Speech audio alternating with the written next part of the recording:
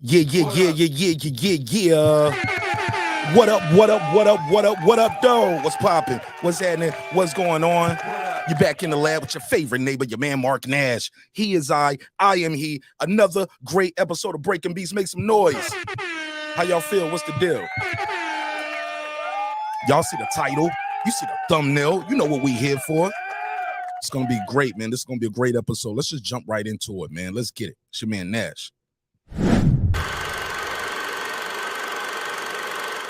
This that squad sound.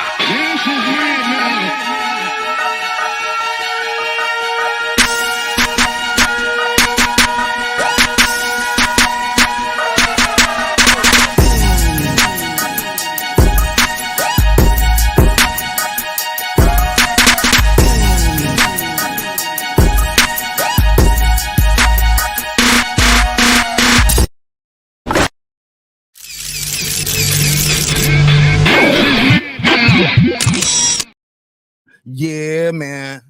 You're back in the lab with your favorite neighbor, your man Mark Nash. Another great episode of Breaking Beats, where we break down business, entertainment, art, technology, sports, and anything else you and I feel like squeezing into those letters. It's a hip-hop political sports show with a comedy twist. We like to let the jokes fly. You know why. Life is serious enough. My next guest brings me great pleasure to bring this woman to the stage. She's truly remarkable. She's not only a Cutwoman, a trainer, she's the coach for the U.S. Olympic team. So all those rumors that we're not having an Olympic team is trash. I got to put a case on you. Talking to the coach. We're going right to the source tonight. We're going to learn a lot about the business, the journey, but more importantly, hopefully you guys are educated and inspired by her story. Ladies and gentlemen, the one and only Christine Lopez. How you doing? Hey, how are you? Oh my gosh, that intro got me going. Let's do this. I love it. How you feel, sister? I'm feeling good. I'm feeling so good. I'm happy to be here. Thanks for having me. I wouldn't have it no other way. How about that? So, I like that. First and foremost, let's plug your dope ass channel. You are not, you do so many things, but you have a dope ass show. Can you tell people how they can find you and what kind of content you got going on over there? Absolutely. In the Ring with Christine on YouTube. That's my handle on all the social media platforms. But every Wednesday, I have Women Crushing It Wednesdays with my girl Esme and Nika, and that show we turn up. It's like just ladies having a conversation about boxing, whether we be in a restaurant, in a bar, or at somebody's house. You know, it's just a conversation. We have guests on there sometimes, but we're always talking about boxing, and it's so fun. You got to check it out. 8 p.m. Central every Wednesday. Every Wednesday. So Women's Wednesday, 8 p.m. Central. Okay, cool. Yes.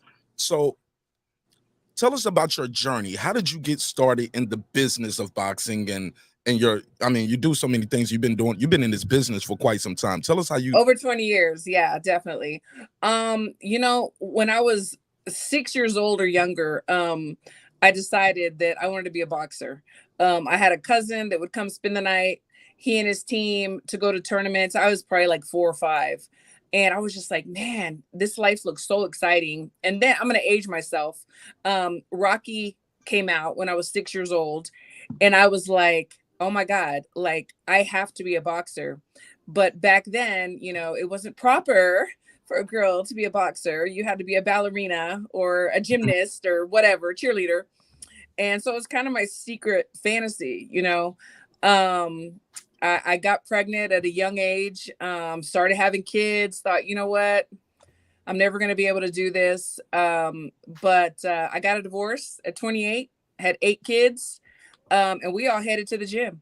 And I started training with them, sparring with them. Hold on. When you say 8 kids, like 8 kids you train, you are a mother of 8? Well, I'm actually a mother of 10 now, but yes, at the time, 28 years old, mother of 8. Yes. Get out of here. You look fabulous. I never Thank you. Okay, Thank you. You take the kids to the gym and talk to us. I took them to the gym, secretly I was like, I'm going to put my kids in here, they need this and that, but it was for me. And so we got in there and we all started training. Like I started training, I started getting ready to box. I was sparring, working out with all the kids. And then one of the coaches came to me and said, look, do you want to compete or do you want to help your children and help other children? I said, you know what? Let my kids do it and let these other kids do it. I will coach. So I started learning from the old school coaches how to coach, how to do things. I had also been in the ring, so I knew what it felt like to get hit and what worked and what didn't. So, I mean, the rest was history, really. Have my own gym, you know, and just, gosh, it seems like all my dreams have come true, really. Like every checklist that I checked, here being with Team USA, almost 5 years, that is like the ultimate for a coach in amateur boxing. And I'm the only female. Our head coach Billy Walsh and the rest of the crew, we all work together so well, and I'm the only female, and I love it. Okay, kind of jumped a little bit because I got I'm jumping. jumping. No, I love it. I love it though. I love it. Well, let's get into that. So at what age are you when you're going from just coaching your kids to coaching? I was about 29, 30 years old. 29, 30. Yeah. So I was training for about a year and a half, 2 years. And then I started just really seriously coaching and trying to learn everything on how to protect these kids, hit, don't be hit, and teach them tricks of the trade. You know, that was about the age, 29, 30. Talk to us about the difficulty of being a woman as a trainer, and talk to us about, it's such a male-dominated sport. I know you get some scrutiny. Some of your fighters might be like, "Oh man, you got a girl coaching you, bruh." Sure, no, absolutely. And when I first got into it, I didn't think that it was going to be that way. I mean, I didn't know. I wasn't sure. I had never been there. So there was a female coach there, and I was like, man, there's a female coach here. She's going to help me. Like, she can tell me what she's been through. No, she was the worst one. Like, she wouldn't help me with anything. We went to a tournament. I had never wrapped hands before. She's like, there's 7 girls over there, wrap their hands. Didn't show me how, nothing. I had to figure it out. The men actually were the ones, to help me and lend a hand to an extent. It's like, they're going to help you, but they're not going to help you to be the best you can be, because you may be better than them. You may be better than them, and that's just the reality. So it was tough. It was. And I did have, I left that gym in 2007. I opened up my own gym. I had gotten married. And my husband had nothing to do with boxing. He thought I was crazy. And I'm like, I'm opening up my own gym. He's like, yeah, whatever. And I'm like, no, I'm opening up my own gym. And I did in 2007, Texas Select Boxing Club. Hey. Yes. And I had, when I opened up, boxers would come in. Where's the coach? What it is? I was like, it's me. Some stayed, some didn't. The ones that stayed, I would tell you that I had national champions. We would go places. They'd make fun of my boxer because I'm in the corner. Then we would knock their asses out. Can I cuss? Yeah. I'm sorry. I don't give a damn. Go ahead. Okay. and then that was it. And so finally, locally, I started gaining respect, even though, I had a uterus. So it was quite a journey. And then I guess it was like 2011 or 12, I started, because of the need, we started getting pro fighters on the highest level. We actually fought for a world championship at one time. And I was the Cutwoman. We've been on Showtime and Showbox, HBO back then. And they wouldn't even let me backstage, because I was the female Cutwoman. They're like, where's the Cutwoman? Well, Cutman. Well, it's me. No, I don't think so. Doing something. I'm sorry. I don't know what that is. Your audio is making some noise over there. Okay. Is it gone? Yeah, it's good now. Okay. Okay. There's I'm in a dorm and the kids are all around me. So sorry. But yeah, so it was crazy. I mean, even at the lower level, amateur level, when we'd go to Golden Gloves and we go to the good old boys, club to compete, they wouldn't let me backstage to wrap my guys' hands. So it's been a journey, but you know what? It's made me who I am. I wouldn't change it. Who would you put on your Mount Rushmore of trainers? But matter of fact, let me slow down. What would you compare your style? If they're out of all the legendary trainers out there, current and past, who would you say your style is more like? But also, who do you have on your Mount Rushmore of trainers? You know what? I've never really thought about that. That's a really good question as far as my style. I would just say a Virgil Hunter. I think he's a great trainer. I don't know if I compare to him. I'm just saying he's definitely on my Mount Rushmore. Uh, um, I think he's fabulous. I also, our head coach here where I'm at now, Billy Walsh, he's from Ireland. He's had Olympians and he worked with Katie Taylor, who I think is just a badass. And he's definitely up there as well. There's, honestly, if I I love Bomac, Esau, and Coach Red. The three of them working together. They're definitely some guys that I admire and I've been able to be around and gotten tips from. So even just watching them, Kay Karoma is one that is amazing on my Mount Rushmore list. Um, Gosh, and the sad thing is that I don't know any female coaches right now that I would say that are up there. Um, like I think these guys that I admire are, unfortunately. Okay. So how do you go how are you out of all the coaches in the country, why were you chosen to coach USA team USA? Well, I'll tell you the way I was chosen to come up here and do camp was I had actually applied. This is another girl story, but applied like 5 years before I came up, and I went up to one of the directors that was a female and said, "Hey, my name is Christine Lopez, and I'm interested in the high performance team. I want to learn more. I want to get involved." And she kind of shrugged me off and took my name, gave me her card. Yeah, called her, nothing. So then I went and I filled out an application because back then you had to have national champs, X amount of national champs, have gone to national tournaments and so on and so forth. You had to have all these accolades, which I did have. I turned in my application, nothing. So then I was like, you know what? I'm not going to worry about it. I have my own gym. I'm building my team. It's all good. And then I got a call from Kay Karoma. And he's like, Christine, please, like, I need you to fill out your application again and get it up here. And I was like, Kay, I've already done it before. I don't know where it went. He's like, I don't know what happened to it. He's like, but I need you to do it. So I did. And they called me immediately and said, hey, come up here to this camp. They want to see how you're going to do, how you interact with the head coach and the other coaches and the team. And so I did. And I've been here almost 5 years since then. Where were you born at again? I was born in Austin, Texas, and I live in Dallas. Hey, Austin, Texas. What you think about that guy, Floyd Schofield, kid Austin? How good is he? I know him. I know him very well. I think he's very talented. I think that he might need to cool his jets a little bit, calling out Keyshawn. I'm not saying that it'll never happen.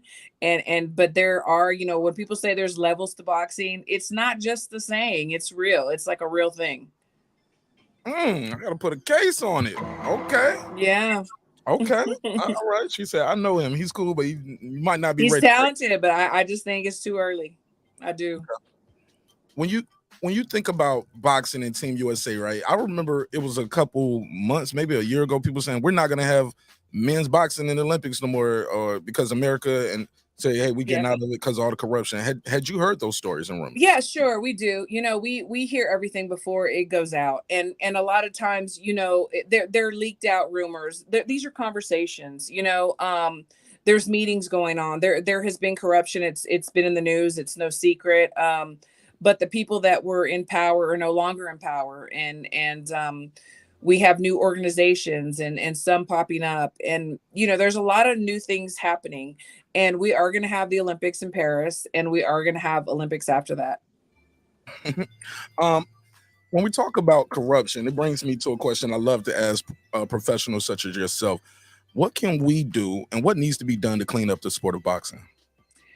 That is such a great question. I think it starts on the lower level. I don't mean lower as in not as important, but I mean the grassroots, the local gyms, the local tournaments. I think that more people need to get involved. As far as being, officials, judges, coaches, supporting the local gyms. I think that there's some people in there sometimes that don't really know what they're doing or don't have a passion or even care that this kid has sacrificed, you know, his whole life and losing weight and not being around family, but you don't give him the decision because maybe that's your friend's nephew that he fought. You Mm. know, it has to be fair. You know, if we want the best to represent us in the United States, it starts there in the gyms. It starts in the amateurs. And I think that's how we can start, by getting some good volunteers that really care about these kids. It's one of the biggest robberies you've seen in the sport. You know, it does happen very often. I've seen it many times, and it's very sad. Not always. There are some really honest, great people in boxing, but it's definitely happened. Um, when I talk about cleaning up the sport, do you think there could be stiffer penalties? I always say these penalties are so short. We Yes. had Franchon Cruz on. Jimenez only got suspended for 3 months. I know. I love Could've her. killed I love her. Franchon. Yeah. Could have killed her in there, you know? Yeah. No, I know. I mean, that fight was so tough, and I mean, we know why, but Franchon was still there, and I mean, hats off to her. Like, that girl is a true warrior.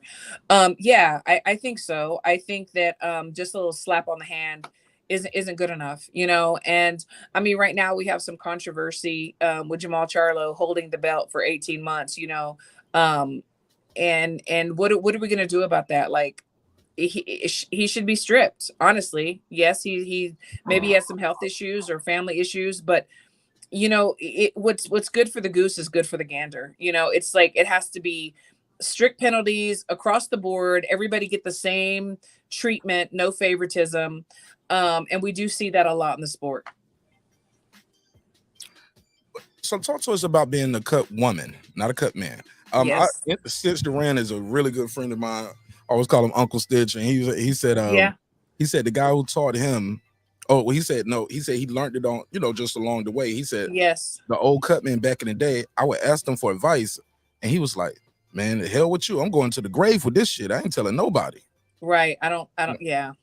You don't That does happen. Yeah. So talk to us about being a cut woman who gave you tutelage, and talk to us about that journey as well.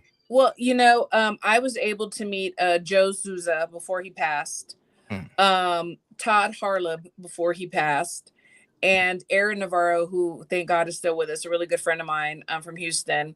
Those three guys really helped me. I mean, I literally would see them at fights. I saw Joe at the Olympic trials when Errol Spence made it.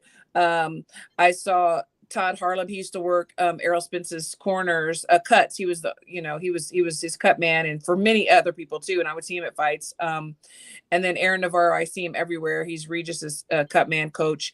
And I went up to them, you know, in humble. Like, I'm always humble. I do not know everything. I will never know everything. And that is how I approach people. I'm like, look, I admire you. This is what I need to do because this is my situation. What pointers can you give me? How can you help me? And all three of those men were like, you know, call me, whatever you need. One of them, like, come to my house. I will show you what I do. Those three men really, really helped me, you know, to do what I do. How difficult is it being a mother of 10, but also, like, right now you're away from the children? Yes, right? yes. How Yeah, well, difficult I will is say that? I'm 52. So my children Wow. are, yes, in their 30s and 20s. My two babies are 16 and 18. So Oh, they're, they're getting at your crib right now. you know what? I'm They're like, at the I call Lopez home. house right now. Yes, my husband's like, I'm taking them out to eat. We're going here. I was thinking we don't have that much fun when I'm home, but it's okay. But I do have 12 grandchildren. So though I do miss those moments, the birthdays and things like that. But I've asked them all, you know, even my kids, the two younger ones and the grandkids, I'm like, you know, is it okay if I do this? And they're all like, we're so proud of you. Live your dream. You've raised us. You've done everything you needed to do. Now it's your turn. Have fun. Wow.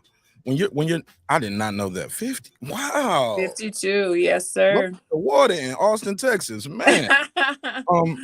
When you're not training and helping young talent, what do you like to do?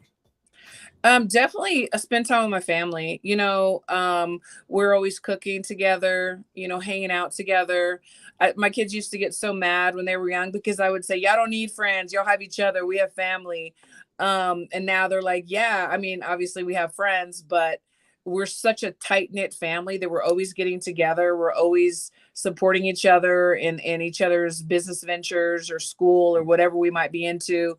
And so just really being with my family. I like traveling too, to different places that I don't go to, during camp. And my husband and I have a few other businesses that we're starting. So we're always busy, but I wouldn't have it any other way. Mm. So when you're on the Olympic team, are you doing the cuts over there as well, or who's doing So it? so there's three of us that do cuts, yes, because the guys don't wear headgear. So we have to be certified, AIBA certified, cut certified. Regardless if we've done it before or where we've done it, we need that certification to work the corners for the international fight. So yes, we all there's three of us that work cuts. Talk to us about the process of being certified, because a lot of things in boxing, people walk off the street and do it, or it's Yeah. no governing of it. Oh yeah, with this certification, it's like no, you hours of classes, and it's so funny because I mean I know how to do what I do, but in the classroom setting and like the stress and the pressure of that, like I'm not a good test taker, especially when because we had to do videos too, like how we would do certain cuts and how we wrap hands and it all has to follow, the IBA, now it's IBA, not IBA, ruling. And so that for me was tough because I've always just done it, you know. But we did it. There were hours of classes, tests, after every so hours. And then again, we had to do videos of working on cuts, what tools we use, what we can and can't use in the corner, because it's different than in the States. It's different. There's some different things that you can use and that you can't use, and how to wrap hands. I was just about to ask you that. I remember it was a fight, and I think it was Mayweather versus Hatton. And they were talking about, it was like, oh, this is what we all feared. I said, nah, me, I already knew Floyd was gonna cut him up. Right. Right. But, they was talking about the American cut man had an advantage over the UK cut man because of using the adrenaline 1 to 1,000. Yeah. Right. Right. Can you talk to us about why they used that? Why the dude? I don't know. First of all, I don't know if the UK is now doing that, but he's Right. like, and I think now, yes, because we can use that. We can use the adrenaline, 1,000. But there's also things that we can use internationally that we can't use here. Like there is, I forget what it's called, but it's like cotton, and you stick it up their nose, and it like stops the bleeding and coagulates very quickly. Well, we can't use that in the States. There's also some other little like patches that we can use for cuts that we can't use in the States. So I'm sorry, I didn't mean to cut you off. Why can't we use that in the States? That's a very good question. I'm not sure. I don't know. I know that it's made in another country. I don't know. I don't remember exactly where. But I don't know. For some reason, we can't use it here. Whenever we're working like the pro fights, we can't use certain things that we can use internationally. Yeah. Now being the Olympic coach, as you know, there's no more headgear, right? For the guys, yes. For the guys, no more headgear. Do you think that's why is that? And do you think that's gonna make the fights more exciting? Do you think that's stopping more people from going to the amateurs and saying, I can't remember who it was, Ryan Garcia was talking to Rooster from his camp. Rooster said Ryan went pro because he said when he was about to go to the Olympics, they stopped using headgear. He said, if I'm gonna be taking punches to the head with no headgear, might as well get paid for it. Right. Talk about the headgear being gone. I see that. So, back in the day, they didn't have headgear. And then we put the headgear back on, and then we took it off again. So it's nothing new. In the beginning, Yeah, the guys aren't used to it. There's more headbutts, there's more cuts. There are. And so we have to be careful. The way that we prepare is like one of our kids will have on headgear, the other one won't, and then we'll change, just so they can get the feel. Um, I think there's pros and cons. I understand what Ryan was saying about, wanting to get paid if he was going to get his headgear off, but then again, I can also see why I would want personally to try it out first in the amateurs before I get on the big stage and I'm shocked not having a headgear on. It's kind of like dipping your foot in the pond. You do it in the amateur so that when you get there on the big stage with the pros, it's like easy peasy. You've been there, you've done it, you know what to do. So that's I think it's fine not having the headgear. It prepares our guys. Speaking of the guys, we have not had a male gold medalist since Andre Ward. No. Mm-mm. Wow. No, we had silver and bronze. Yeah. Bronze. And bronze. Yeah. We've had 3 silver and 1 bronze. Yeah. What do you think? What do you think needs to be done? So, and what are you guys doing over there, Christine, to make sure you guys bring back the gold? It's coming. Trust me. This next team is fire. Who's standing out? Who's standing out? You can tell us to look out for. I don't know. I know you don't want to not mention some people, but I will come back on the show, and the only reason that I can't is because right now we're in a selection camp, so I have like 2 of each weight class. And they're 2 of the best in each weight class, so I can't say one and not the other, or vice versa, just because of the contract. But I will come back and then I will definitely name names after the selection camp, after the team is named. Absolutely. I look forward to that. I'm gonna hold you to that. Absolutely. How do you feel about the Russians being able to compete? I know that's probably getting a little political, but how do you feel about that? I don't want them to be punished for what their leaders have done. I'm not a political person, but I don't want to be banned in another country because someone didn't like Trump when he was president, or treated me like garbage because they didn't like my president, or didn't let me compete. Like, it's not fair to me. I know that I think in the pros, they're not able to fight for their title or to something. I don't know. I was reading something. I don't know. Anthem. Yeah. And I don't think it's right. I don't,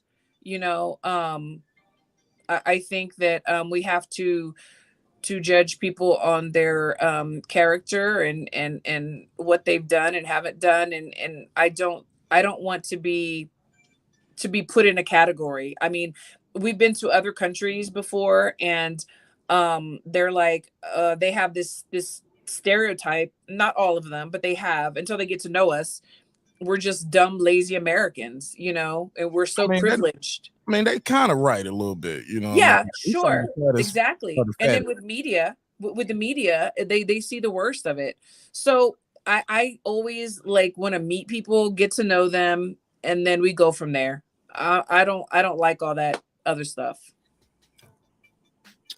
We got a lot of young ladies who are probably going to watch this later on. I hope so. My daughter's 3. One day she's going to come back and watch this, Love it. I'm super excited about the inspiring part. But earlier this week we had Christy Martin on. I'm sure you heard about her. Oh, that's my girl. That's my friend. I could call her right now. I love her. Yeah, man, it's crazy like how everybody knew each other this week. I was like, oh yeah, I know her. That's why this week was kind of so easy to put together, and it's a lot of fun. Talk to us about what would you tell, what would you talk to a young lady who was going through domestic violence, and talk to her about, like, can you give those people who going through that some words of encouragement? Everyone can't fight like Christine or Christy Martin or right. No, you know what? I can, and I'm gonna tell you why. My first marriage was a very abusive marriage.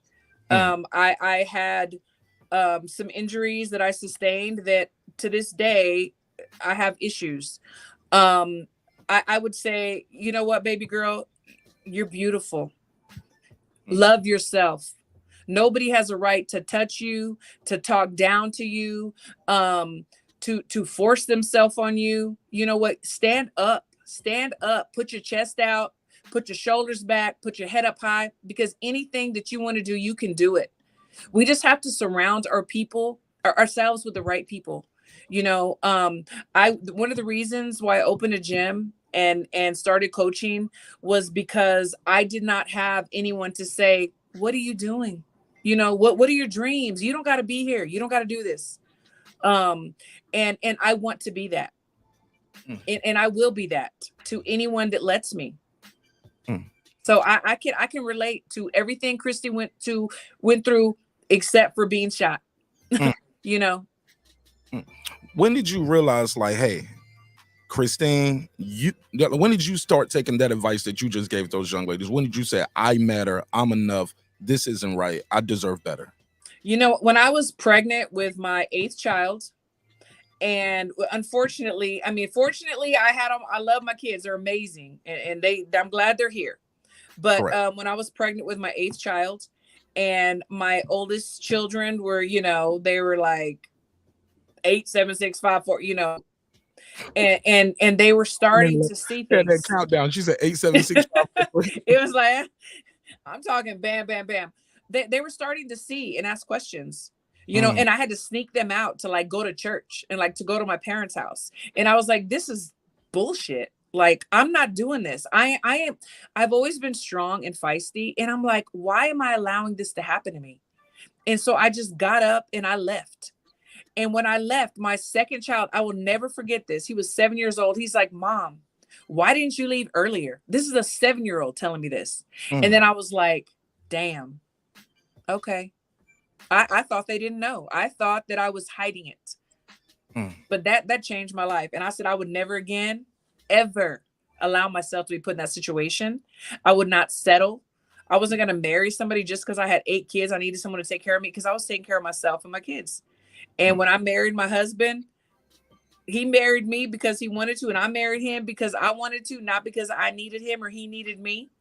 He's my best friend. And then we had 2 more kids. Been married almost 20 years. Oh, talk to us about that process, learning to love again, learning to trust again, because that's one of the most difficult parts, especially people who are in abusive relationships. Some of them become abusive later on to other people. For sure. Yeah. And that was a choice. That was a choice. I'll go back just a little bit about the choices, because every single one of my siblings and I were also sexually abused as children. And that was part of taken away from our self-worth and our self-esteem. And then I found myself in this relationship. You don't feel that you have this self-worth and you don't love yourself, you know? And it happens so much more often than not, you know? And so, but I knew that I couldn't do that to somebody else, either one of those things, and destroy someone's lives the way my life had been destroyed up until I decided that it wasn't just going to be destroyed and it wasn't a tragedy anymore. And it's a choice. When people say, oh, I'm an alcoholic because my dad was, or, oh, I abused children because I was abused, that bullshit. It's a choice. We choose what we want to do. And I choose to side on the side of doing better and helping instead of taking away. But the love again part, you know, I didn't believe in love. I said, you just get with somebody, y'all just make it happen. Y'all take care of each other, or he takes care of you, you take care of her, whatever. But there's love. Like, what is that? I didn't, that's my grandparents, you know. Love, never heard of it. Never heard of it. I was like, no, you do what you got to do to get by and get what you need, you know. But then my husband is 11 years younger than me. And I quit my job. I had a great job, making good money. But it was not a good environment for me. And I had to like start over. And I saw my husband. He was working where I was working too. And for me, it was love at first sight. For him, it was lust. For me, it was love. And I was like, I remember I told the Lord, I went home, I got on my knees in the bathroom, and I said, Lord, I want this man. I love him. And I remember I heard the Lord distinctly say to me, you're going to have to give him everything. You're going to have to be vulnerable. You can't play your games. You can't do what you got to do. You're going to have to give him everything. And that scared the shit out of me. But you know what? I said, okay, I'll do it. I'll do it. You said, I heard the Lord specifically. Yeah. No lie. He knew what I've been doing. He knew what I was doing to get by and get what I wanted. And it's like that. No, you got to be real. Oh man, this is great, man. I'm enjoying this story. I'm sure some people out there probably never heard you tell this story. Never. You know what? I will tell you that you are the first. Yeah. I almost cried just then too. I'm getting goosebumps. Somebody in the chat said they're getting goosebumps too. It's like it's very emotional. How did your family respond when because they would see the marks and bruises? What would they say to you? What would your family say when you was going through those things? You know, honestly, my dad's passed now. God bless his soul. He was just like, you know, my daughter's crazy. She's gonna do what she wants to do, and it was true. I was gonna do what I wanted to do, and he just kind of stayed out of it. My mom, she meant well, but she felt that putting me down more or asking me why I'm doing this stupid stuff and disowning me or telling me I'm not welcome or she won't walk into my house, things like that. She thought those things were going to help me. And they didn't. We have a great relationship now and I love her dearly. But at that time, she just did the best she could and did what she thought. My brothers, they were always fighting for me, you know, and but they also got tired. They're like, you're crazy, girl. You know, we don't know why you put yourself in these situations. Do you feel like they abandoned you when that was going on? Like, man, like looking back, you're like, man, y'all could have helped me. Why didn't you help me? You know, I think that I did at one time when I was younger think that. But then when I look back, I feel like as parents, we do the very best that we can. Nobody gives us a manual. Nobody tells us this is what you need to do with this kind of child or this kind of child. And I think, honestly, they just didn't know what to do with me. I really do. But you know what? I don't regret anything because I would not be where I'm at and I would not be who I am if I had not gone through the fire. Talk to us about you said you were sexually abused as a young child. How old were you? I was 9. Can you tell us, like, how did your parents respond? Did you ever tell your parents? When did you get a chance to confront your abuser? I did not get a chance. I mean, it's probably good I didn't later in life because he probably would have been dead. But you know, I told my mom, but as a 9-year-old, you don't know how to explain things. You don't know what even is going on. Like, you're just so confused and you're so lost and you're ashamed because as a victim, you always feel like you did something wrong, you know? And I was a victim then. I'm not now. I won't even claim that I'm victorious, but my mom didn't know what to do. Give you the drop.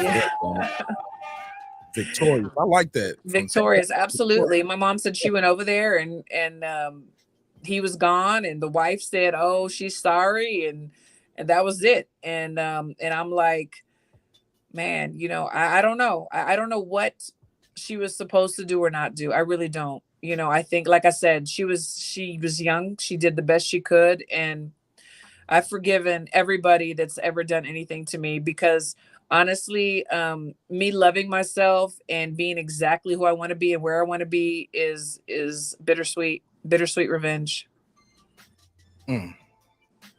Wow. When you think back on your journey and where you started to where you are at now, do you feel like, let me see how do I word it? Do you feel like if one thing changed here or there, you probably wouldn't be where you are right now? If you change one thing, like, I do. Like I gotta take all of it, you know? I do. I really do. I think that you know, by no means am I this holy saintly person, but I will say that I always praise God in the good and the seemingly bad, because when things happen that seem bad, you always have to look for the light at the end. Because if I had not been through the things that I've been through, I would not have this drive and this want to help others. And I would not be where I'm at, really. So you know what? It happened. It's done. I am who I am. And I love my life. It's amazing. Yeah, you have an amazing life going on right now, coaching this team. Speaking of let's get back to boxing. Mauricio Suleiman a few months back said they were going to introduce transgender boxing. What's your take on that? You know, it's funny that you asked me, because we actually talked about this on my show before he even introduced it, and we said there, you know, everybody should be happy and do what they want to do, but we all agreed that they needed their own league, because it's not fair. It's not fair to men that have become women to fight women. It's not fair to the women that are becoming men to fight men. I mean, it doesn't matter how you spin it. Men are stronger for the most part than women. And we've seen some things like in the UFC where I forget the name of the UFC fighter, MMA fighter, who like was crashing, breaking girls' skulls because she had you know, become a woman. The man had become a woman, and it's like, it's not fair. So you know what? More power to them. It's going to bring more fans to the sport. They're going to feel comfortable in their own skin. They don't have to worry about anybody who wants to be nasty and judgmental. I feel like it's a good thing. Let's do it. Okay. Would you train them? Sure. Actually, I had a boxer that was transitioning that I love dearly to this day. But at the time this was not available. So he couldn't compete, and now he's doing something else, but love him dearly. Absolutely. Have trained and would train. What you think of Roy Jones as a trainer? I know a lot of people gave him a lot of slack after that Eubanks loss. They said, hey, Roy Jones is teaching people how to fight like him. It's not going to work. What's your take on that? You know, I won't speak on Roy Jones in general. I'm just going to speak generally speaking. Yes, ma'am. I believe a good coach takes their boxer, and all boxers have their own style. They have things that they're good at and that they're bad at, you know, or that they need improvement in. And it's our job to the things that they're good at to make them even better, and the things that they need work on to improve. But we don't change their style as far as whatever their trademark is, their physical capability with their feet or their movement. Yes, there are general things that you need to know. Yes, the basics. But changing someone, I have seen top rate coaches right now that I won't name names that have, you know, a world champion, and then they get other boxers that want to come with them because they have this champion and they want them to be carbon copies of this first champion, and it just doesn't work that way. Yeah, I see that a lot too. Like especially with Buzz Camp, I see guys come over there and they want like, hey, I want to know, what are you guys doing with this kid from Omaha? Like, what did you guys do? Because nobody from Omaha did what this guy's been doing. What are y'all doing? Go ahead. No, yeah, right. I mean, they took what he had and they made it better. And I think it's fine to say you took this guy and he's world champion. What can you do with me? But I believe with that particular camp that they don't try to carbon copy Bud. First of all, you can't. He's a freaking phenomenon, in my opinion. But they take what they have and they build upon it. I've seen other top trainers that I know that don't do that. They want their fighter to be, and my guys have trained sparred these guys. So I know they want them to be carbon copies of their first champ. And it just doesn't work that way. You was over there working with those guys and learning some things over there and trading tips and secrets. How good is Crawford really? Because shit. Hey, look, I'm wearing the Errol Spence hat right now because I was I love him. Look, I was pandering to you because you're from Texas, so I was pandering. But any other time I have that red and black hat on over there, I have my big Bud Crawford hat on. No, I love it. Look, I love Errol Spence. I've known him since he was 15 when he first started boxing. I knew the gym he came from, Viviro Boxing Gym. You know, he's fought some of my kids. He sparred some of my kids. I love him. I think he's great. I love the kid. Okay. I say kid because he's a kid to me. But I'm honestly closer to Bud Crawford's camp. Like, I have traveled, I've been to fights, I've been everywhere. I was very close with Maurice Hooker, my late best friend who passed away. Helped mentor him, was a mother to Maurice. Also very close to the Crawford camp. They always treated me like part of the family. They never turn their backs to me. They see me, they greet me. I've been allowed to go to camps. Some of my really close friends, perfecting athletes, or their nutritionists and others. So I love those guys. You know, they've allowed me to see what they do, and I take mental notes because I'm still growing. I'm not going to ever know everything, but I want to know what I can, and I want to learn from the best. Now, Bud Crawford gets a lot of hate from a lot of people. He does, unfortunately. His trainer, his coaches do as well. I've heard people say, and I want you to speak to this because you are a trainer, you are a coach, and you've been on the road with him. You've seen things that we haven't seen, right? Right. Yes. I've heard people say Crawford would have been Crawford no matter who he had in his corner. He's just God gifted, like Bomac and them guys, Reds. They ain't doing all of that. Look what none of the other fighters is Crawford. Crawford is just that guy. He's a special guy. But talk to us about the importance of what they are actually doing in there, because I will say this: people have actually said that about Errol Spence too. Like back in the day when he was on Team USA, and I even said that at one time. And I got flack for it. I said, man, he's so freaking talented. All you got to do is put a water bottle in this corner and he's going to figure it out. You know, and I said that not to put down anybody else, but just to talk about how great he was. And maybe, you know, at this point in Bud's career, maybe you could do that too, because he is so talented. But I will say this, neither one of those guys could have grown and done the things that they did, either one of them, without a trainer, because you need those outside eyes. You know, you can only see what you can see in front of you whenever you're in the ring, but you need those other eyes to see the things that you can't see. And then they take that, because that's what we do when the kids are sparring or doing tech tack or in tournaments, competitions. We're like, man, we saw this. So when we get on the mitts, this is what we're going to work on. When you get on the bags, this is what you're going to work on. Because they can't see everything. So coaches are very necessary. What's the most important thing? Like when you, because you've worked with guys who had other coaches when they come to you. Absolutely. You work with guys who were just a ball of clay, and you just like molded them and shape them. What do you think is one of the most important things guys should be working on? Like footwork? Is it head movement, jab? Talk to us when that first piece of clay coming to Christine, what do you work on? Well, it's the whole gamut, but you get there slowly. When I get a kid that first comes in my gym and they want to box, you know, they never boxed before. They just think they're going to get in there, get some gloves on and just like start throwing punches. The first thing we do, and it's so freaking boring, is we work on the feet. We work on the feet.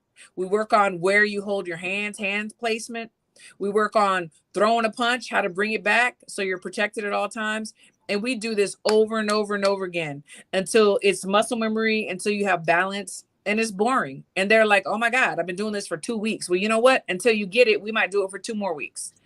Because the most important thing for me is for them to be safe.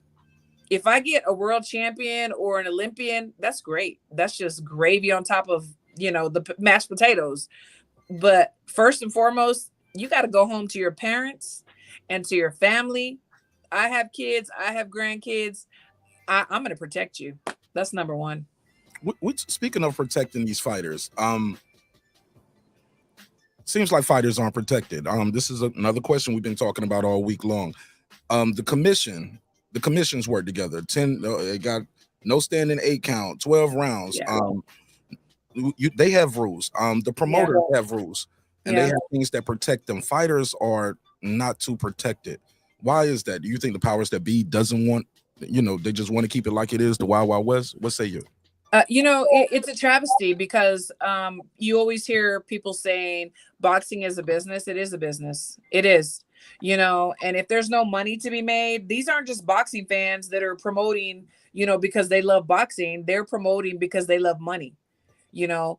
And once they get to a certain level, they have enough money to pass around if they need to, so that they can keep making money off of this certain boxer. So it's corrupt. Some of our boxers are not being taken care of.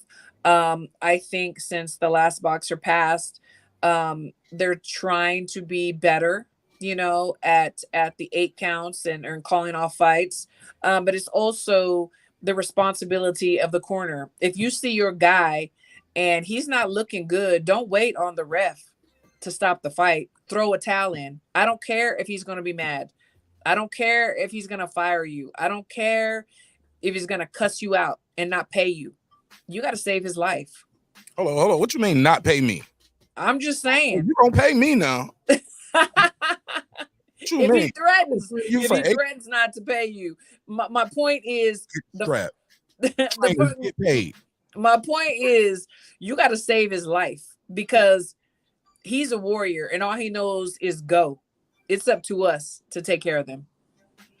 When I hear about that too, like guys going out on their shields, or people saying, "Oh, he quit," or I think they gave Yard some trouble, a little heat, because they was like, he got hit, he went to the corner and he looked at his trainer, looked like he was looking for a way out. Yeah. Did you see that fight? Did you think he was looking for a way out? Man, that was a badass fight. I did see that fight. I did see that fight. Did you think he was looking for a way out, or what's your take on that? I mean, yeah, but you know what? I don't blame him. I don't blame him. It doesn't make him less of a man. It makes him a man that wants to go home to his family. That he's thinking in a split second, man, I mean, I don't feel good. I'm dizzy. I don't have my legs, whatever. He's thinking about his daughter, his son, his wife, his mom, his dad, whatever. Like, you know, I want to go home. He went back in there though, Christine. He went back in there. He could have did like Chad Dawson. Remember when Chad Dawson versus Ward? I think Steve Stoker was the ref. He was like, "You want to fight? You ready to go?" He was like, "I'm good." He was like, "You know?" He's like, "No, I'm straight, bro. I'm good, man. I got paid already. Y'all got a show. I'm good, man." I was like, I know. But he was like, "Man, I got to go back up and fight for a title. I mean, still defend his title." I think he came down from 68 to 60 to fight Ward, but he just looked at the ref and said, "No, I'm good." Kind of molded me, like, I'm straight, bro. Help. You know, I won't criticize. I won't criticize a boxer that stays in or doesn't want to stay in. I won't. I won't, because I don't know what's going through their mind. I don't know what they've been through. I don't, you know, we gotta realize these guys are human, you know, and the mental part is so important. You know, I don't know if somebody just died in his family, if his woman just left him, if, you know, he lost custody of his kid. Like, I don't know, you know, but then you got to go in here and you got somebody in your face. I don't criticize him. I won't criticize him. I know what it takes to get in there, and I will not criticize. Talk to us about dealing with a fighter and dealing with that frustration and helping the fighter get their confidence back after being stopped or after you had to throw in the towel. Do they look, you know, let them know, you know, talk to us about that conversation when you guys go back in that room, in that locker room, when you say, that's hard. That's hard when you have somebody that loses a fight, period, but especially like that, like a stoppage or, you know, towel. It's hard. There's really, they've got so many things going through their head. I shoulda, woulda, coulda. You know, what are people gonna think? What's social media? You know, what are my family? You know, everything. Am I gonna get another fight? Am I gonna get dropped? There's so many things. So it's like, honestly, when I've been in that situation, I'm just quiet. I'm quiet. I go over there. I'm the cut person. So I go over there. I wipe their face, make sure they look pretty, you know, because they got to do an interview probably. And I just let them have their time. I really do. I know when I'm upset, I don't want someone just jumping right there in my face. I got to process what just happened. But also being a trainer and a cut woman, sometimes you might be in the corner, like you said, as the cut woman, but you still your trainer brain and mind. Are you allowed to, or like while they're fighting, do you whisper to the coach, "Man, he got to keep that left hand up, man. He got to bring his jab back quicker," or do you just, "Nope, I'm here to be the cut woman. I don't say nothing to the trainer," or the it really depends on who I'm working with. It does, because there's some coaches that They have the attitude, and with no, it's not bad that this is my thing. You're here to do cuts. Don't tell them nothing. Don't. But it's just like an unspoken rule. But if it's somebody that I know and we work together and they look to me like, man, what do you think? Like, what do you think? Then I'm gonna talk to them right then and there. I don't talk to them in the ring though.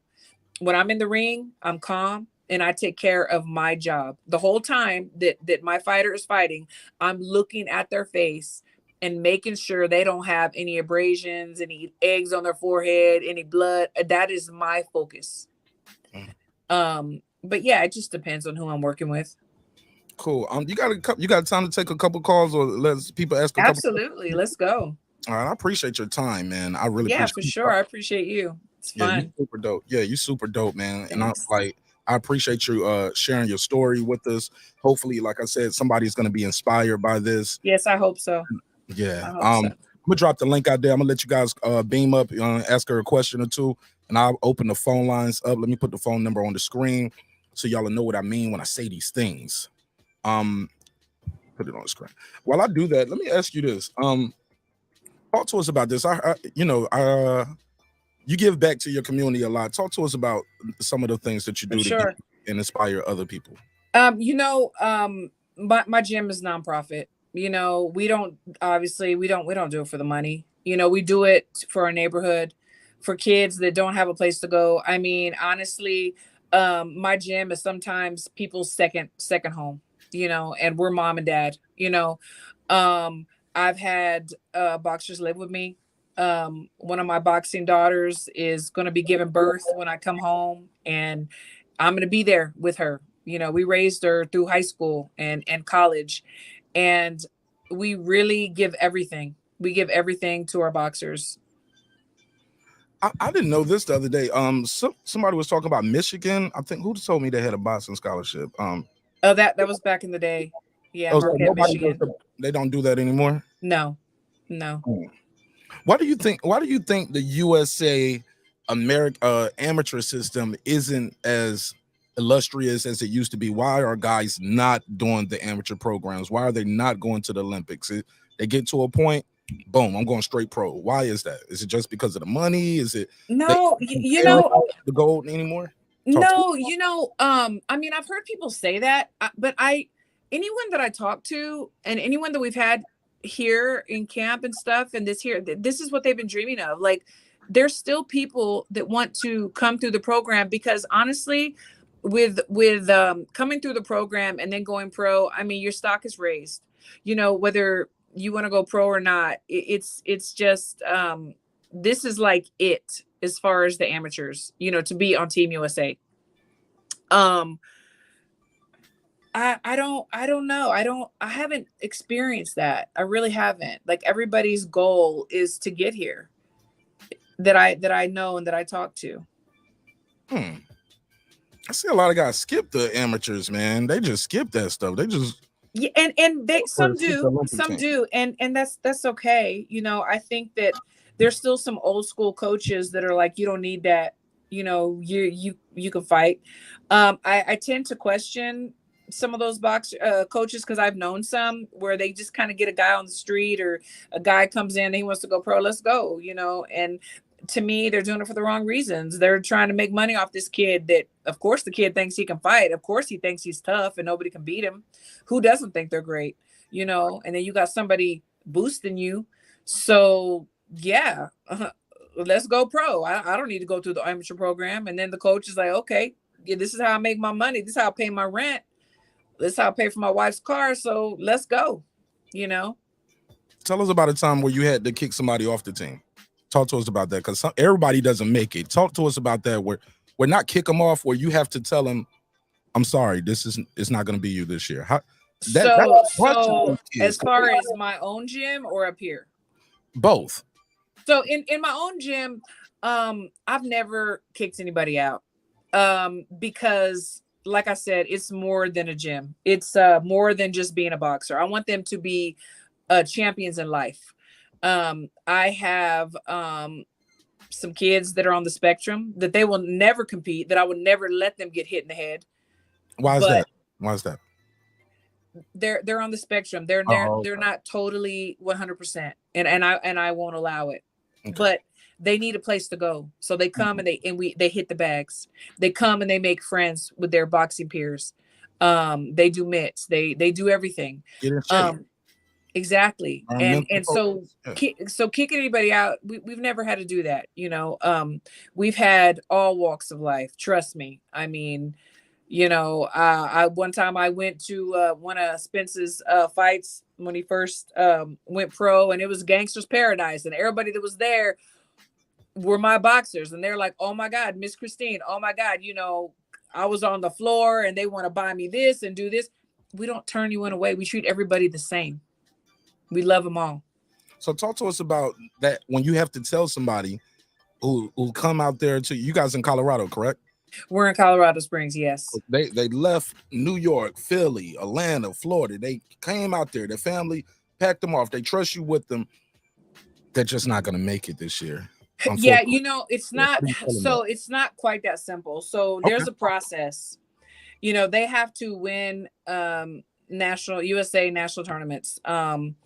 They have to win, especially during a time when it matters, when we're looking for Team USA and the number ones and number twos. So it's a process. They go through their LBC, and then they go to nationals, and then they beat the number one, or they're the number two. But during a specific time of the year, we have contracts with our number one. So for that year, they're number one, even if somebody is number one that won nationals. So they'll come up to camp as number two until they get the opportunity to try to compete for the number one spot. And so now, like, we're in selection camp, so there are going to be some kids going home. We have to look at their performances, but not only in the ring, but outside of the ring. Are they following the rules?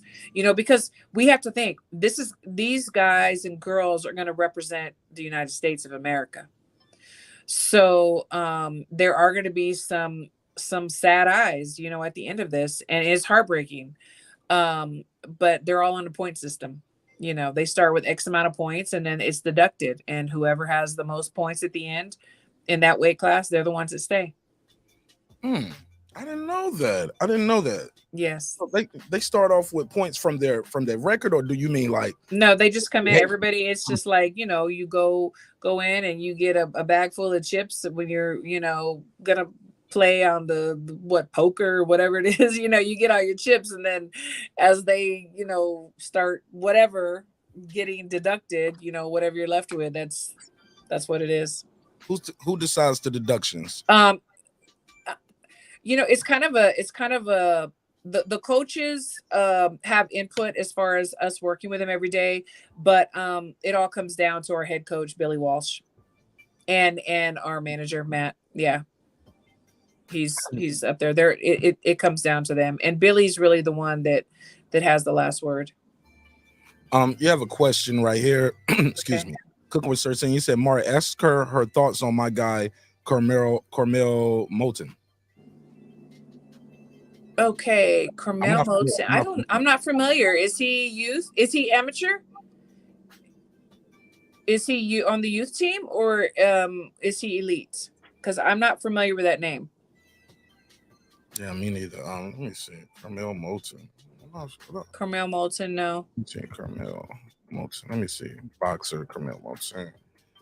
Or is he professional? I think he's an amateur. So he might be on the youth team. So there's a bunch of I don't work with the youths at all. I work with the elites. There's a lot of talent in the youth pool. There are, and they are going to come up to the elites eventually. The future is very bright. It really is. Okay, well, I thought somebody wanted to pull up and ask you a question or two, but it's okay. Yeah, it's okay. Maybe they're getting a little stage fright. Maybe like, I don't know what to say right now. I think you asked everything, Mark Nash. Talk to us and tell us how people can follow you and how they can support you on any and everything you're going. How did they donate to your nonprofit in your gym? Like, let's say they just want to send some gloves over, or great. Talk to us. How can they support? So all of my social media handles are In the Ring with Christine. And my gym is Texas Select Boxing Club. It's on Instagram and Facebook. if anybody wants to donate, monetarily or equipment, we'll give you our tax ID so that you can, it can count against your taxes. So just inbox me, at Texas Select Boxing Club. We're in Garland, Texas. And please watch our show. And also, ladies and gentlemen, Valentine's Day is coming up. And if you need some Manscaped products, you get 20% off and free shipping with the code WCIW, Women Crushing It Wednesday. So, that's another little perk for what is it? WC Women Crushing Women Crushing It Wednesday, WCIW. Yes, 20% off and free shipping. But check out the show every Wednesdays. We have so much fun. Next Wednesday we're having Jamal Herring on. He's got some things he wants to put out, so he's gonna do it on the platform, and we're just gonna chop it up. You're gonna break some news for us over there? We might be breaking some news. You never know. All right, I got my guy right here, HLD. I think he wants to ask you a question, or have a comment. Go HLD, ahead. hey. What up, bro? Welcome home. Unmute your mic, big dog. Hey, what's going on, Mark? Hola, Christine. How we doing? Hola, how are you? I'm doing good, sweetie. Look, you gave such an amazing story on your background of your life, and there's not much of a question. It's more of a statement that you by far are one of the strongest, most beautiful women on the platform of YTBC and in boxing. Your story is inspirational. Your story is courageous, and just much love for you, sweetie. Just much love, and you know that. But I just want to, just share that because I think it was very inspirational. Thank you so much. It means a lot. Crying, are you? You sound a little emotional, bro. Oh, I am, man. I am. I got no He's problem making with me that. cry. But real quick, let's change it a little bit because I don't want to leave it on a my man from Puerto Rico, the young assassin. We know the 154 future champion. How much longer do we think he needs to wait before he gets in the ring with a top 5 guy? Man, so he's fighting this weekend, right? What's the name? Say the name for the people who don't know. Xander, right? Yes, absolutely. Xander. Yeah, he's fighting this weekend. I thought about that. I thought about that, like who I'd want to see him with. That's what, like, when the mom side of me comes out, I'm like, he's still a baby. Yes. But I know it's time. It's getting time, and people are starting to question. They're looking at the past fights, and they're like starting to pick flaws. So I think something needs to happen. I just don't know. Who do you think? Well, as far as him cracking who in the top 5, I don't know if anybody just yet. I'm just looking about time frame. Right. I'm thinking maybe another year and a half. Yeah, 2. Right. Yeah, and the reason I'm asking is I know everybody's is starting to want to step on the gas with the young kid. I know, and I don't want anybody to think that there's any pressure for him to get to where he's not ready to be at just yet. I agree. So I'm not trying to hype up the young man. He's a good young kid. He's a prospect to be seen. Yes. I'm not gonna hype him up like everybody hypes up everybody else, like the Russell at 140 or the Brandon Lee. And then when they get the competition that's high, you see them how they start cracking. Yes, exactly. But you know what? And he has Peter. Peter Kahn is his manager. He takes really good care of him. I really like Peter. He's a good guy in my opinion. He's also Franchon Cruz's manager, who you had on. And I think that he will be smart with him. I do. One last question. Take your time, bro. Okay. Hey, what do you feel about what Berlanga ended up doing with Top Rank in 1, and then I'll try to speed up his career, thinking he's ready for the big time? Is he gonna pay the ultimate price? Man, you know what? I'm so afraid for that, because I just heard a rumor today about Eddie talking about, you know what? Let me get him signed up, and let me get him ready for Canelo. And I'm like, man, no, man. It's a payday. It's a payday, and I'm like, I don't want to see that. Like I've followed and seen Berlanga since the amateurs. I've been honored enough to sit at a dinner table with him and be around him. He's such a nice guy, and his wife and his son. And I'm just like, I think the problem was that they did fast track him. Part of a good manager and trainer is to say, you know what, you don't got to knock everybody out, even if you can. Like, we need these rounds. We need this time in the ring. It's learning for the next fight, for the future. And he was knocking everybody out. And then, of course, you have to like put him in there with somebody else. And then he didn't deliver, but he didn't know how to deliver because he never had to.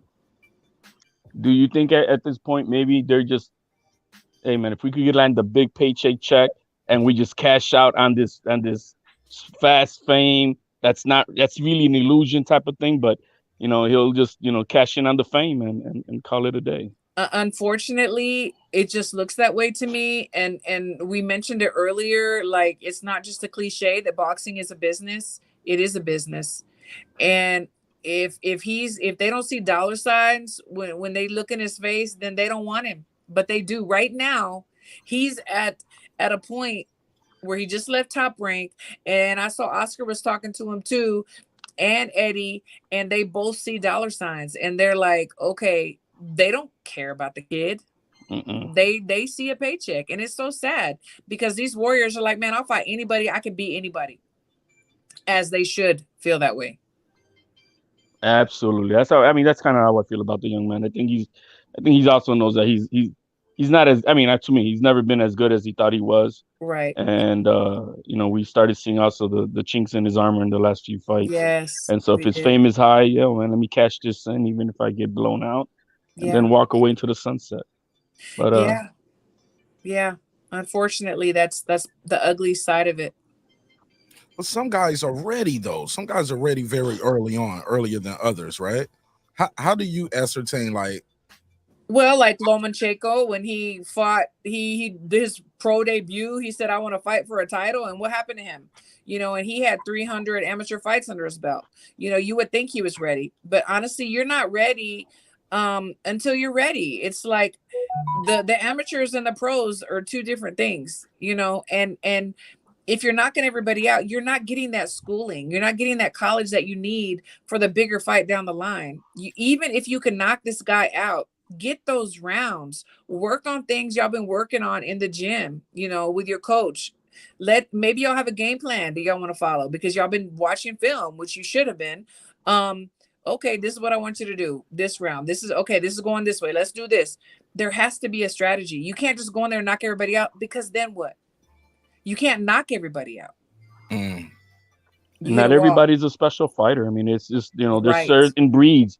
This young kid, Bam Rodriguez, that's a special breed. Special. When is he ready? He's ready because he shows you he's ready. Yes. And it's simple as that. When are you ready? When you show it in the ring amongst whatever. If the other guy is really a B-level fighter against you, you're going to make him look like a B-level fighter, and you're going to just, the saying goes, take out the trash. Absolutely. You know what I mean? And so when you prove it, that's my opinion. You prove it in the ring. Yeah. Simple as that. That's when you're ready. But sometimes you don't know. Like even Alexis Rocha, he said, I don't know if I won't know I'm ready until I get in there. You see? And that right there, got to put a case that's on part him. of your mentality. It's like right there, you have a doubt. That's dangerous. Yeah. I think Ortiz said it too. I don't know if I'm ready, but that's the fight I want.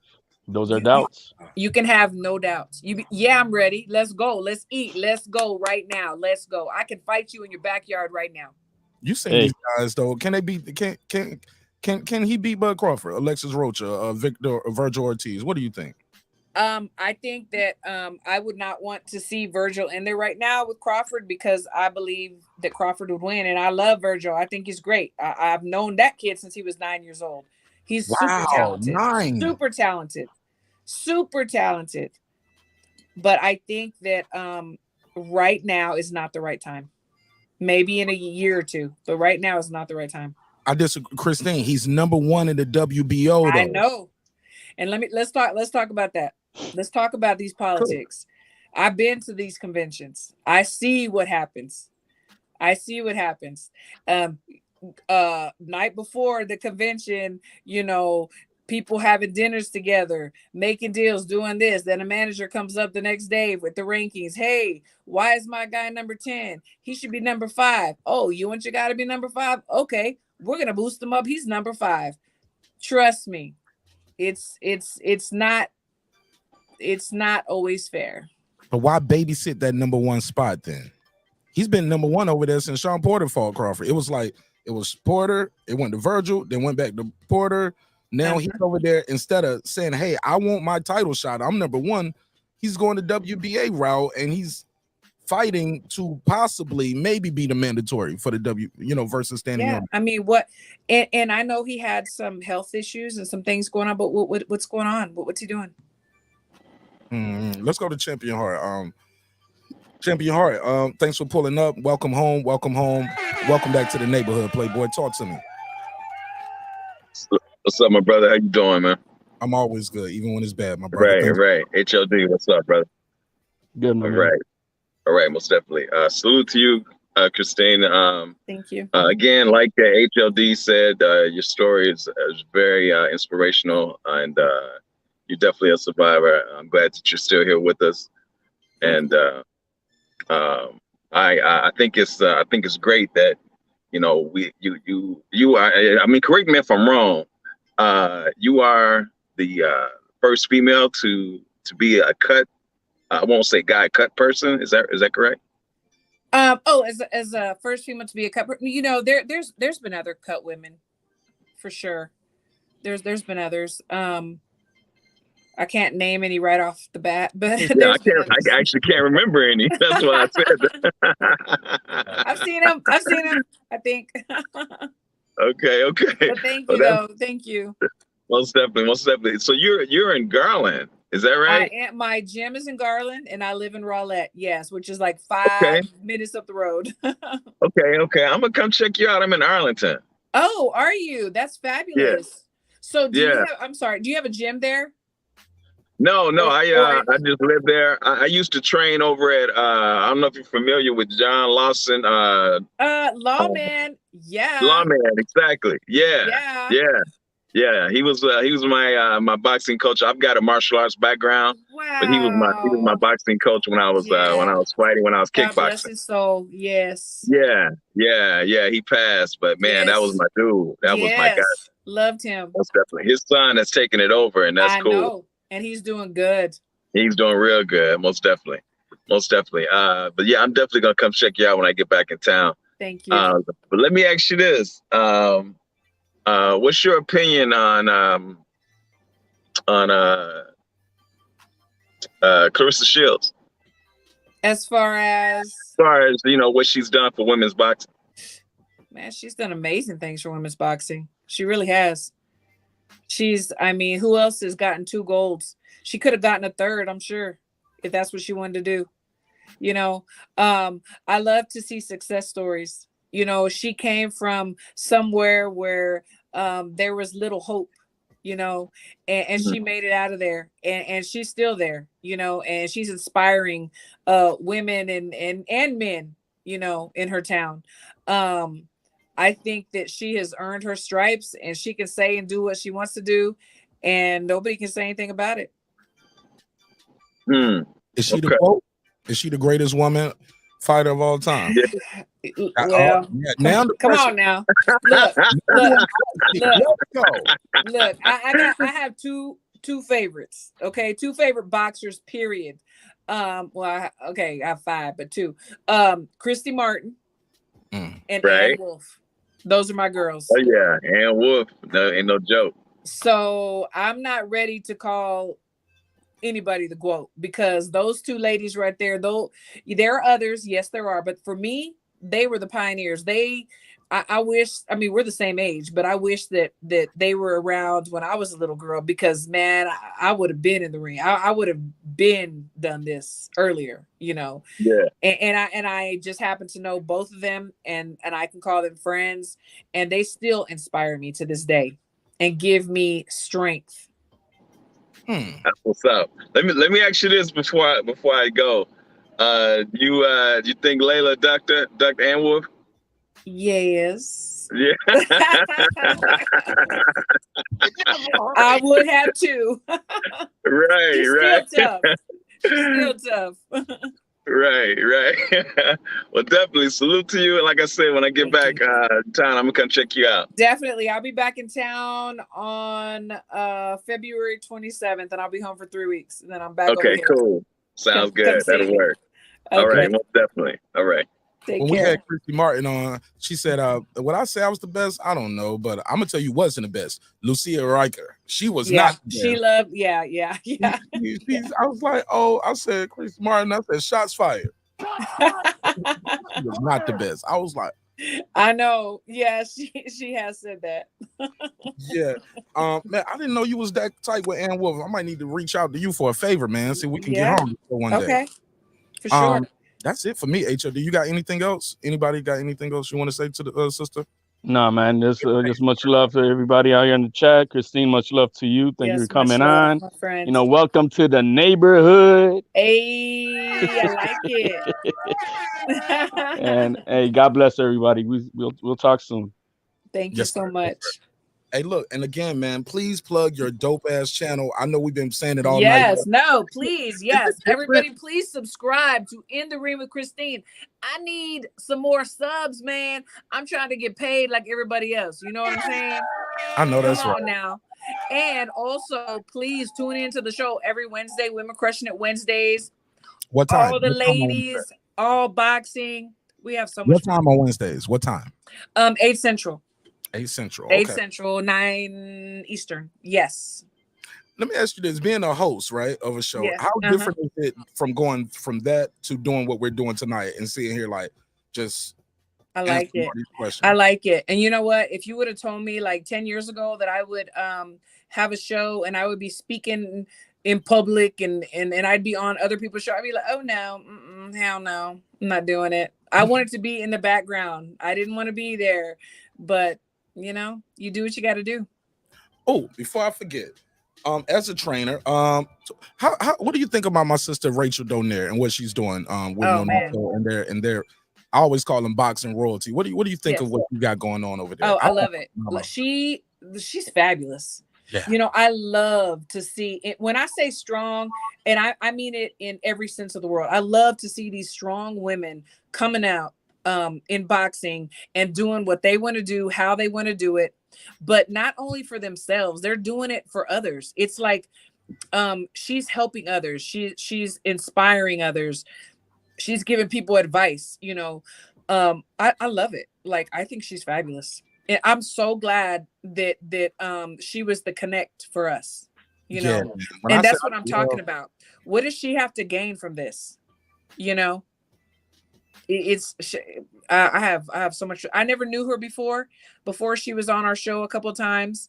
And I'm so glad to meet her. I always admired her husband. I think he's a badass. I would see her, but never knew her. And I mean, I have such a respect for her. She's in the chat. She said, whoa, calm down now. Yes, I have such a respect for you, girl. I got love for her, man. Like she's phenomenal. Like I probably talk to her almost every day since we met. And yeah, like thank you. She's amazing. Yes, yeah. I thank you, Rachel, for letting us make this connection. I really do. Absolutely. Well, that's it for me, man. Before I let you go, I have to get a drop from you. I gotta get you to plug the show. As you can see at the top, it's Breaking Beats. So let me get those drops from you. Okay, so you gotta tell me what I need to do. So this is In the Ring with Christine, and you're watching Breaking Beats. Okay, this is In the Ring with Christine, and you're watching Breaking Beats. Let's get it. Thank you so much, sister. God bless you. Thank you so much. Take care. Thanks for having me on. Yeah, you'll see me over there on Wednesday. We're gonna be over there. Okay, and you got to get on the show too. We're gonna set that up too. I'm the interviewer. Hey, look, it's not even about an interview. It's about we're having a conversation. You're gonna have 3 ladies around you. We talking boxing. We're gonna get down. Well, the 3 ladies I want around, I don't want us to be talking about no boxing, but I'll put a case on me. All right, you know. We don't believe. Yeah. All right. Well, thank you so much. God bless. And I'll be in touch, and I'll definitely be supporting you, sharing your links. And we are looking for Team USA. Bring us back that gold. Yeah, you got it. Have a good night. Bye-bye. Get some rest. Peace. God bless. All right, bye. All right, well, there you go. There you have it. There you have it. Another great episode of Breaking Beats, where we break down business, entertainment, art, technology, sports, and anything else you and I feel like talking about. It's a hip-hop political sports show with a comedy twist. We like to let the jokes fly because life is serious enough. Hopefully you guys learned something today. You were inspired. You were educated, and I look forward to doing another one of these very soon. So thank you again for your time. Thank you for your energy. I would be remiss if I didn't do a big old neighbors only roll call, because without the neighbors, the show would not be the show at this level. So let's shout them all out, because man, this has been a hell of a week, man. I've really been enjoying this one. So let's do it. Let's shout out to everybody who supported this show. Shout out to my guy, that guy Eclipse. Got the Smoke Signal podcast. Y'all check him out. Excuse me. What do you mean by that? There we go. Shout out to True Media Today, USA Boxing. That's my guy, Coach Malachi Williams. Tar Heel Resin. Pudo. Stephen Bateman. All the way in Australia. Mama, we made it. What up, gangsta? Food Revolution. What up? C. Jones 0224. What up? Sweaty Teddy. What up? KP from KC5. He all the way in Hawaii right now. He's in Hawaii. Just send me some pictures. He said, man, Hawaii's beautiful, bro. I'm glad you're enjoying your trip, bro. TJR. What up? Matt Wade got a nice album and got a couple good singles out on the side. And yeah, he got a lot of dope music. So check out Matt Wade. That's MATTWADE. What up? My boy DJ. What up? Carmen Serene with the Serene Saturdays. Check her out. What up? Kansas City Mac. What up? Ill Status Boxing. What up? Ace Retro. What up? Tank the Sweet Science Examiner. What up? Beyond and Above Media. What up? Pittsburgh T. What up? SF City Slicker. What up? I Know Boxing. What up? Thanks for the kind words in the chat too. I Know Boxing. I really appreciate it, bro. What up? I don't take it lightly at all. Boxing Lounge. What up? It's Mex. What up? Mike from Boston. What up? Ride Up the Storm. What up? Here to There. What up? Miss Queen Sunkiss. Thanks for sharing the link. What up? Taylor Bell. What up? Maddie Yoel. What up? Cliff Bailey. What up? Con Shonery. What up? Lisa Bells. Thanks for always sharing. What up? Cooking with the Champ. Thanks for pulling up. Good questions, man. What up? Terrence Bailey Sr. on the mic with Terrence Bailey Sr. What up? HLD, always killing it. Thank you, bro. What up? Cooking with Sir Senior. Good questions. Thank you again. What up? Brandon Washington. Welcome home, my brother. Welcome back. What up? Born Supreme. What up? Lady Shan done them season, man. I know she gonna hate she missed this one. You know, she's in the UK. So it's about 5 out. So yeah, it's about 4:35 in the morning almost over there. So I know she gonna check the playback. So it's all love. Where we at? My brother D Bevel the Champ. What up? And of course, the big fish himself, my good brother Derek Lincoln. What up, gangsta? All right, man. I hope y'all enjoyed this one, man. I hope y'all enjoyed it as much as I enjoyed bringing you guys this content. Hey, look, man, sometimes we're going to agree. Sometimes we're going to disagree. But one thing's for certain, two things for sure, homeboy. Never forget this. I built this shit. Me. Brick by brick. And I'll be damned if I let you tear it down just because you don't like the way another nigga talk. And I mean that. Drive, motherfucker. This that squad sound.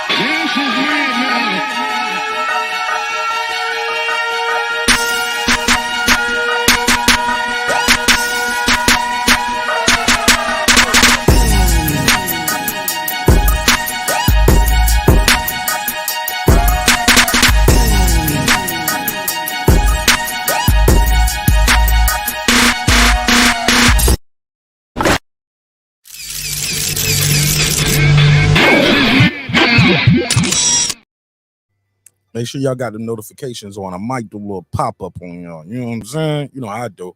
Love y'all. I'll see y'all on the next one. Peace. Oh, yeah, we got to let Dr. Mart say his famous words.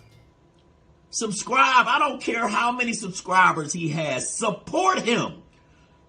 So he made all this possible. He made this possible. Nah, Dr. Mart, God made this possible. And so the viewers like you. I'll see y'all in a little